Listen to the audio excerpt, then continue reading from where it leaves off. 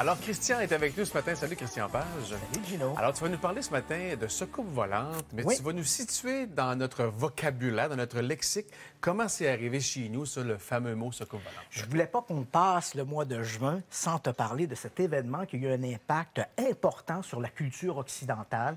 C'est les soucoupes volantes arrivent.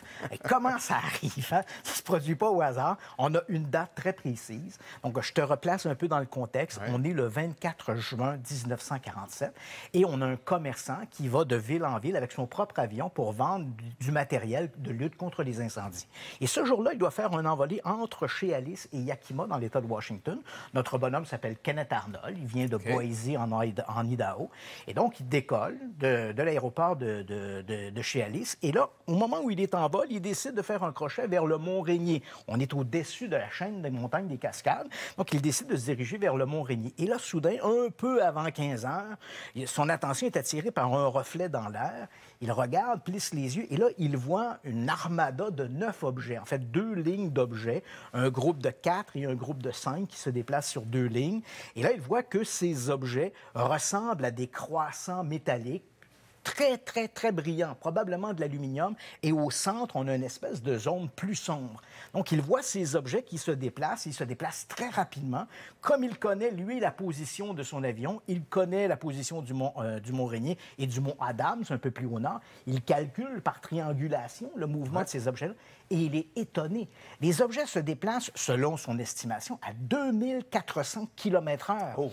Donc, je te rappelle que la vitesse du son, qui est 1200 km/h, ne sera franchie qu'en octobre 1947. Donc, on est plusieurs mois avant de franchir le mur du son. Et il va à Or, deux fois la vitesse, ces là, objets-là oui. semblent se déplacer 2 fois la vitesse du OK. son. Donc, Kenneth Arnold est convaincu parce que les extraterrestres n'existent pas encore dans le lexique, dans la pensée de 1947. Ils vont arriver beaucoup plus tard. Donc, en 1947, lorsque Kenneth Arnold voit ces objets, il est persuadé qu'il s'agit de prototypes soviétiques.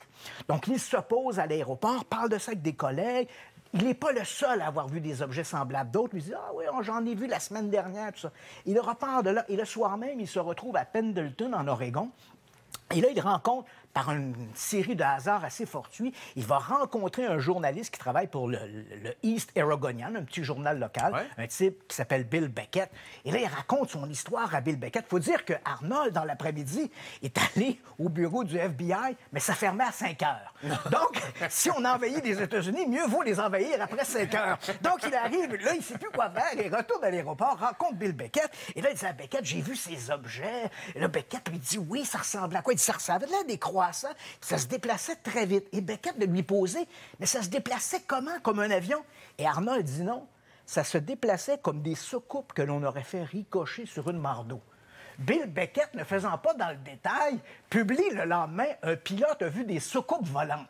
En réalité, Arnold dit qu'il a vu des croissants volants qui se déplacent comme des soucoupes. Mais le mot est lancé et ça va être excessivement populaire. Du jour au lendemain, des gens se mettent à voir des soucoupes volantes un peu partout au-dessus de l'Amérique du Nord et aussi au Canada, bien sûr. Le 27 juin 1947, 3 jours après l'observation de Kenneth Arnold, on a notre première soucoupe volante à Montréal. On a 2 citoyens de Pierrefonds qui, en se promenant le soir, voient un objet lumineux traverser le ciel. Ici, on voit les soucoupes volantes vues aux Trois-Rivières. Ça s'appelle même pas Trois-Rivières. Ça s'appelle aux Trois-Rivières, ouais. Et quand on lit l'article, on nous dit où ça se trouve, Trois-Rivières. OK. Bref, ces objets-là apparaissent, les gens lisent dans les journaux le lendemain et ils vont faire cette association avec ces mystérieuses soucoupes volantes que l'on voit depuis quelques jours aux États-Unis. Et là, on peut se poser la question, mais pourquoi on s'est intéressé à ça? D'abord, ça s'inscrit dans l'imaginaire collectif. Mais d'un autre côté, et principalement au niveau des États-Unis, dès les premières apparitions de soucoupes volantes, il va y avoir un intérêt de la part des militaires. Et pourquoi? Et ça, c'est un petit peu le côté secret qu'on ne sait pas trop. Ouais. En fait, ce qui va se produire, c'est que dès les premiers rapports d'observation de soucoupes volantes, lorsque le Pentagone, le département de la Défense, va apprendre ces histoires-là, il découvre que ces objets-là qu'on décrit, on les décrit comme des croissants. Or, durant la Deuxième Guerre mondiale, les ingénieurs de la Luftwaffe, l'armée de l'air allemande, travaillaient au développement d'un appareil qui s'appelait le Horten HO-229. Et cet appareil-là était identique à ce que les Kenneth Arnold décrivait, il disait, j'ai vu une espèce de croissant qui allait très, très vite dans l'air. Et là, on voit d'ailleurs des images de Horton 229. Les Américains se sont posé la question, on le sait, après la Deuxième Guerre mondiale, les Américains et les Soviétiques se sont séparés le savoir allemand. Et les Américains se sont dit, est-ce que des ingénieurs de la Luftwaffe auraient rejoint les Soviétiques et travailleraient en secret avec les communistes pour développer ces fameux appareils? Donc, c'est pourquoi les Américains ont commencé immédiatement à s'intéresser aux histoires de soucoupes volantes. Ça n'a pas eu le même impact au Canada. Non, hein? Au Canada, il faut savoir qu'à partir de 1950, le gouvernement fédéral va charger un ingénieur en communication, qu'on voit d'ailleurs à l'écran, qui s'appelle Wilbur B. Smith. On va le charger d'enquêter sur les histoires de soucoupes volantes. Il faut dire que Smith a réussi à convaincre ses supérieurs qu'en étudiant la question des soucoupes volantes, il pourrait développer des systèmes de propulsion par électromagnétisme. Donc, il faut croire qu'il était un beau parleur, parce qu'en décembre 1950, il reçoit l'aval des autorités pour mener à bien ce projet-là. Et puis, en 1952, comme il n'y a pas eu d'avancée spectaculaire, en 1954, pardon, il n'y a pas eu d'avancée spectaculaire, les autorités demandent à notre bonhomme, à Wilbur Smith, d'avoir une évaluation de la situation. Et là, Smith va remettre un projet. Le nom du projet s'appelait d'ailleurs Projet Magnet. Et là, il va remettre sur le Projet Magnet, que j'ai ici une copie. Donc, tu vois, c'est un document de quelques pages à peine, bien sûr. C'est un peu vide, de ce que je comprends. Ouais, c'est ça. Et Wilbur Smith explique, j'ai pas fait de découvertes importantes, mais je suis persuadé que les soucoupes volantes sont des véhicules d'origine extraterrestre. Tu comprends qu'au niveau fédéral, on est loin d'être convaincu de ça. On met en place de facto une nouvelle organisation qui s'appelle le projet Second Story, qui, lui, après quelques rencontres, va conclure qu'il n'y a absolument rien d'intéressant dans les soucoupes volantes, que tout ça est un peu des fantasmes créés par Wilbur Smith. Et éventuellement, en 1956, le gouvernement canadien va retirer ses billes des projets soucoupes volantes. À quelques reprises, lors d'incidents particuliers, il y a quelques semaines, je t'ai parlé de l'histoire de ce Stéphane Michalak qui s'était mis la tête dans une soucoupe volante. Là, le gouvernement canadien va s'intéresser. Mais c'est vraiment des cas occasionnels de cette manière-là.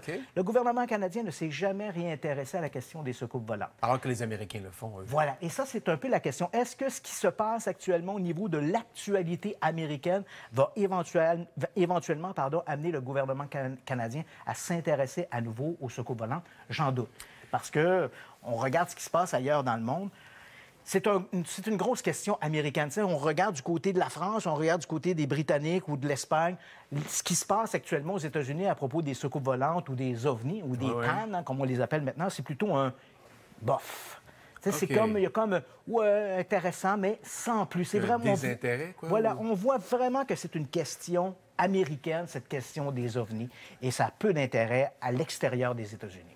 Et tu as évidemment le gadget qui... Oui, ma belle soucoupe Uran, qui a été commercialisée fin des années 70 ou dans les années 80, qui fait partie de ma collection. Elle fait également du bruit, mais je me suis assuré qu'elle n'en fasse pas ce matin. Mais finalement, les demi-lunes de l'époque qui ont été vues, là, on n'a jamais trouvé c'était quoi. Non, c'est resté un mystère quand même. Là. On croit, dans le cas d'Arnold, on croit qu'il aurait peut-être vu une volée d'oies. Crois-le ou non, il aurait peut-être vu une volée d'oies. Mais bon, ça n'explique pas tout.